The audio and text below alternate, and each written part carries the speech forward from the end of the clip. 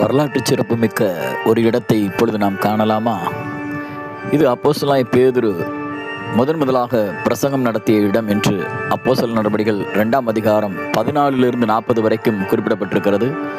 முதல் திருச்சபை உருவாகி 3000 விசுவாசிகள் திருச்சபையிலே சேர்க்கப்பட்ட இடமாகவும் 11 அப்போஸ்தலரோடு கூட ஸ்திரீகளோடும் இயேசுவின் தாயாகிய மரியாளோடும் அவருடைய சகோதரோடும் கூட சீசரில் ஏறக்குறைய 120 பேர் கூடி ஒருமனப்பட்டு ஜெபத்திலும் வேண்டுதலிலும் தரித்திருந்த இடமும் 11 அப்போஸ்தலரோடு மத்திய ஊழிய அப்போஸ்தல பட்டத்துக்கு தேர்ந்தெடுக்கப்பட்ட 12வது அப்போஸ்தலனாகிய சேர்த்துக் கொள்ளப்பட்ட இடமும் இதுதான் என்று அப்போஸ்தலர் நடபடிகள் 1ஆம் அதிகாரம் 12 முதல் 15 வரையும் 22 முதல் 26 உள்ள இறைவார்த்தை வசனங்கள் குறிப்பிடுகிறது.